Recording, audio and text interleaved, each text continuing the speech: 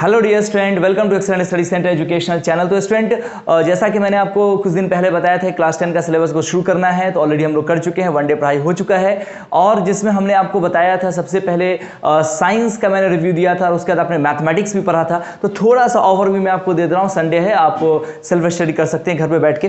तो साइंस के बारे में एक बेसिक कंसेप्ट दे देते हैं, उसके बाद फिर हम आएंगे इस टॉपिक पे जो यहां लिख रखा है। तो प्लीज स्क्रीन पर आप थोड़ा ध्यान दीजिएगा, एक एक को मैं फिलहाल डिनोट करके आपको मैं बता दे रहा हूं। जैसे मान रखो कि सबसे पहले तो यहां चैप्टर का नाम क्या दिया गया है। चैप्टर का नाम दिया गया है रासायनिक अभिक्रिया एवं समीकरण। तो ये कहां पढ़ रहे हो आप? पढ़ रहे हो साइंस में। किस चीज में पढ़ रहे हो? साइंस में। तो यहां मैं लिख दूं SCIENC, साइंस। अब ये जो साइंस है, जिसको हम लोग हिंदी में विज्ञान कहते हैं, इसको हम प्रॉपर 3 भागों में बांट सकते हैं।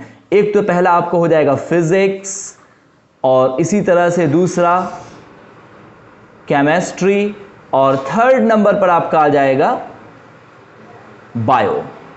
ठीक है। अब फिजिक्स क्या होता है? फिजिक्स नेचर की स्टडी को कराता है। केमिस्ट्री क्या होता है? केमिकल फेनोमेनास के स्टडी को कराता है। उसी तरह से बायोलॉजी लिविंग ऑर्गेनिज्म को स्टडी कराता है।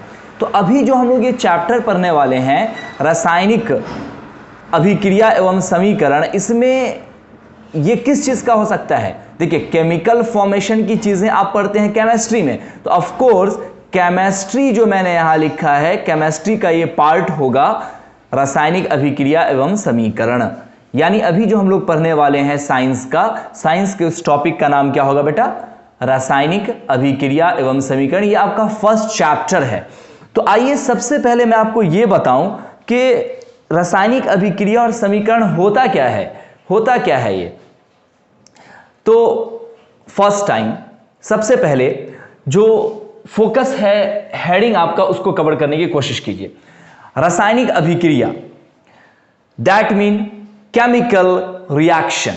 ओके, तो what do you mean of chemical reaction, यानी रासायनिक अभिक्रिया क्या है? देखो, जब कोई भी, एकदम आसान लैंग्वेज में समझने की कोशिश कीजिए बिल्कुल, जब कोई भी एक मैटर दूसरे मैटर से, यानी जब कोई एक पदार्थ किसी दूसरे पदार्थ से अभिक्रिया करता है, तो अभिक्रिया करने के, अभिक्रिया का मतलब एक साथ मिलता है, यानी जब एक पदार्थ दूसरे पदार्थ के साथ एक साथ मिलते हैं, तो मिलने के फलस्वरूप, यानी मिलने के बाद जो हमें नया प्रोडक्ट मिलता है, वो जो नया प्रोडक्ट है वही हमारा जो पूरा प्रोसेस है। यानी जब कोई एक पदार्थ किसी दूसरे पदार्थ के साथ अभिक्रिया करके जो हमें तीसरा या चौथा नया नवीन पदार्थ देता है, और वो जो नया पदार्थ बनेगा वह अपने जिस चीज से वो बना है उससे वो डिफर होता है। तो ऐसा जो पूरा फेनोमेनाज है, इसे हम रासायनिक अभिक्रिया कहते हैं। इससे पहले मैं लिख के एक लाइन में आपको समझा देता हूं, फिर मैं थोड़ा आगे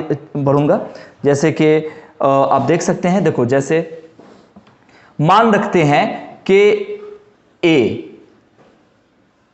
प्लस B, ठीक है, ये एक साथ मिला, तो तीसरा प्रोडक्ट हमें मिला C। यानी कोई पहला प्रोडक्ट कोई दूसरा प्रोडक्ट आपस में रिएक्ट किया, तो तीसरा प्रोडक्ट हमें C मिला।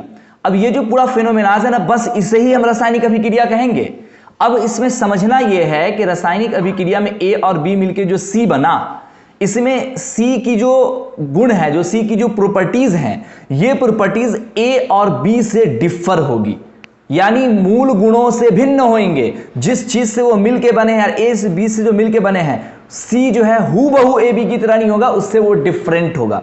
जैसे कि हम आप हैं, हम आप मम्मी और पापा से दुनिया में आए हैं, तो क्या हूबहू अपने पेरेंट्स की तरह होते हैं? बिल्कुल नहीं, डिफर होते हैं, थोड़ा थोड़ा डिफर होते हैं, लेकिन हाँ, उनके कुछ गुण तो पाए जाते हैं। वही यहां पे मैं कहना चाह रहा हूं कि A और B के द्वारा जो C बनेगा वो मूल पदार्थ के गुण से भिन्न होगा, उसे हम रासायनिक अभिक्रिया कहते हैं। आइए अब हमको ओवरऑल मैं आपको बता दूं कि इसको हम कैसे डिफाइन करेंगे रासायनिक अभिक्रिया को। तो आप स्क्रीन पर प्रॉपर फोकस रखें और समझने की कोशिश करें। देखिए,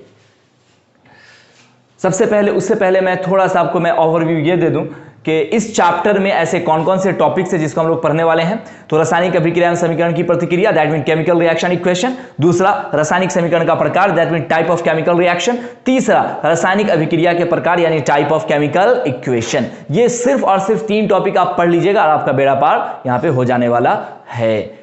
चलिए तो आइए देखते हैं। सबसे पहला टॉपिक यहां पे देखो क्या है, रासायनिक अभिक्रिया, दैट मीन केमिकल रिएक्शन। जो मैं आपको बता रहा था अभी, जो यहां पे मैंने आपको बताया इस चीज के बारे में कि ए और बी आपस में एक साथ रिएक्ट करके जो तीसरा हमें प्रोडक्ट देते हैं, ये जो पूरा प्रोसेस है, ये प्रोसेस कहलाएगा रासायनिक अभिक्रिया। इसी को हम कुछ ऐसे लिख सकते हैं, फाइनली जो मैं आपको बता रहा था कि जब एक पदार्थ दूसरे पदार्थ के साथ मिलकर या स्वयं ही एक या अधिक नवीन पदार्थ प्रदान करते हैं और नवीन पदार्थ के गुण मूल पदार्थ के गुण से भिन्नता रखते हैं, तो ऐसी क्रिया को रासायनिक अभिक्रिया कहते हैं। That mean a change in which one or more substance react together or itself their self to the form new substance, that substances and the properties of the substance found is different from the original substance is called chemical reaction.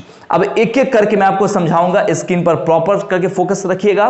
देखिए क्या लिखा गया है, उसको थोड़ा focus करने की कोशिश कीजिए आप। यहां लिखा गया है कि जब एक पदार्थ जैसे मान लिया कि एक पदार्थ किसी का नाम है, जैसे कि सपोज दैट मैंने वहां पे जो आपको बताया था, तो एक एग्जांपल अगर मैं ले लूं तो मान लो कि जैसे कार्बन, कोई एक पदार्थ दूसरे पदार्थ के साथ मिलकर, जैसे मान लेते हैं कि कार्बन मिल गया ऑक्सीजन के साथ, ठीक है, या स्वयं ही या तो मिल जाए या खुद ब खुद ही, जब एक पदार्थ को दूसरे पदार्थ के साथ मिलकर यानी मिलाएं, या वो खुद से ही मिल जाए या स्वयं ही, स्वयं का मतलब सेल्फ, एक या अधिक नवीन पदार्थ प्रदान करता है और मिलने के बाद ये कोई तीसरा नया पदार्थ देता है। जैसा कि आप जानते हैं कि कार्बन और ऑक्सीजन मिलेगा तो बनेगा carbon dioxide, that mean CO2। और तो वही लिखा गया कि जब एक पदार्थ दूसरे पदार्थ के साथ मिलकर या स्वयं ही एक या अधिक नवीन पदार्थ प्रदान करते हैं और नवीन पदार्थ के गुण मूल पदार्थ के गुणों से भिन्नता रखते हैं, तो ऐसी क्रिया को रासायनिक अभिक्रिया कहते हैं। क्या कहा गया कि नवीन पदार्थ के गुण, नवीन का मतलब नया, यानी ये जो बना नया पदार्थ CO2 के गुण मूल पदार्थ के गुण से, मूल पदार्थ कौन है, कार्बन और ऑक्सीजन, ये इसका मूल पदार्थ यानी जिस चीज से वो मिलके बना है, भिन्नता रखते हैं। हम सब लोग जानते हैं कि कार्बन और ऑक्सीजन से डिफर होता है कार्बन डाइऑक्साइड, तो ऐसी जो क्रिया होगी वो रासायनिक अभिक्रिया कहलाएगी। वही इंग्लिश में लिखा गया कि ए चेंज इन विच वन और मोर सब्सटेंस रिएक्ट टुगेदर और इटसेल्फ, या एक साथ मिल जाए या फिर itself their self form the new substance, और कोई न्यू सब्सटेंस को फॉर्म करते हैं, या सब्सटेंस यानी एक या एक से ज्यादा, एंड देयर प्रॉपर्टीज, और उनकी जो प्रॉपर्टीज होती है found in different from the original substance, जो ओरिजिनल सब्सटेंस जैसे ये जो था इस ओरिजिनल सब्सटेंस से क्या होती है, डिफर होती है, उसे ही हम क्या कहते हैं, केमिकल रिएक्शन कहते हैं। आई होप आप इसको समझ पाए होइएगा। अब मैं आपको बता दूं कि ESC के द्वारा जितने भी सारे नोट्स दिए जा रहे हैं, ये सारे नोट्स इसी तरह से हिंदी और इंग्लिश, यानी अगर आपकी इंग्लिश अगर वीक है तो आप यहां देख के एक बार में समझ सकते हैं कि इसका सेंस क्या है, इसे कहा क्या जा रहा है। ये तो मैं आपको सिर्फ अभी PDF फाइल दिखाया हूं। जैसे जैसे आप आगे बढ़ेंगे तो आपको ग्राफिकल एनिमेशंस के साथ साथ कुछ इंपॉर्टेंट पॉइंट्स और फिर इमेजेस के थ्रू भी आपको एक एक चीज को समझाने का यहां प्रयास हम लोग कर रहे हैं, और ऑलरेडी इस तरह का क्लास लिया जा रहा है। तो प्लीज अगर आप क्लास 10 के लिए इंटरेस्टेड हैं, आप CBSE हो या बिहार बोर्ड हो, तो आप ESC को ज्वाइन कर सकते हैं और स्क्रीन पर दिए गए नंबर पर कांटेक्ट कर सकते हैं। जरूर से जरूर मैं कोशिश करूंगा आप तक पहुंचने का। Thanks a lot, watch the video.